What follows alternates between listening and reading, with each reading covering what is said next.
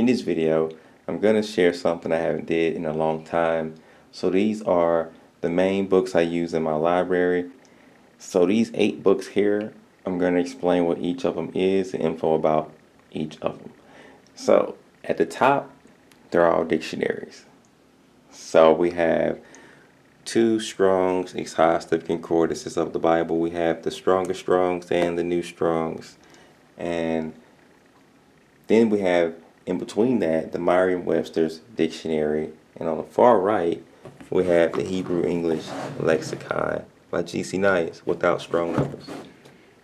Then on the bottom, we have stuff that I would just read. So we got the Didache, aka the Teaching of the 12 Apostles on the far right. Then we have the New Oxford Annotated Bible with the Apocrypha, the NRSV, the 5th edition. And then we got the Lost Books of the Bible and the Essene Gospel of Peace with the 4 books in 1 volume. So that's it. Short and simple, but these are the main books that I'm currently using in my library. Now, to give you some info on each one, I'm going to try not to make a mistake as I did it. So here we go. So we got the New Strongs and the Strongest Strongs. Now, they differ a little bit, even though the main source that they get the information comes from is by James Strong, which I think he's dead. Is he dead? I think he's dead. I might be mistaken, but I think he is. So I don't know if they're by 2 different editors. I think they are. This one says 21st Century, and this one's by Thomas Nelson or Nelson Publishers or something like that. Thomas Nelson, yeah. Okay, so there are some differences, but I use them both just in case. One don't give me the info I need, I'll go to the other one, or whichever I can use better or best, I'll use it. So I always just grab one or the other or both of them. And sometimes I'll just use a basic dictionary. And if I really gotta go deep, G.C. Nice Hebrew English lexicon. If I gotta go deep, if I'm translating, I'm in it. Most likely. Okay, so then I'm sorry, that was funny. So the Didache, love it. It's a great book. I read it here and there. It's always something in there that I want to read or go back to or cross-reference.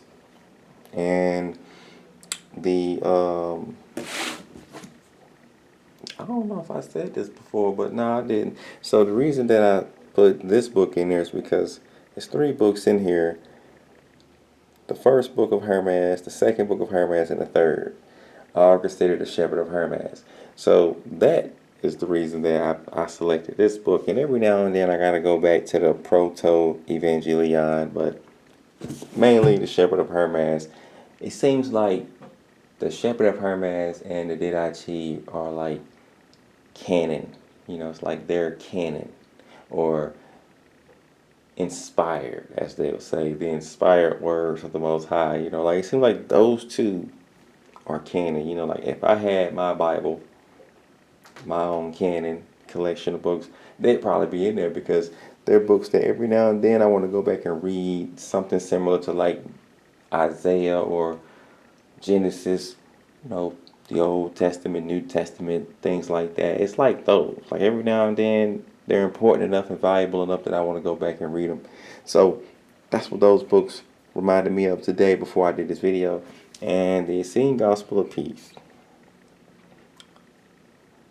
The info in there is just unique and different and amazing, and there's some truth to it. So I want to just keep reading that every now and then. And yeah, so these right here, yeah, that's it. And this is my main Bible now instead of the 1611 KJV with the Apocrypha.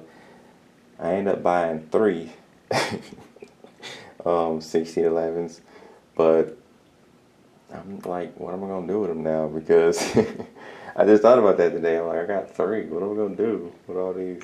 But because I'm not even reading them like that anymore. They're just sitting there.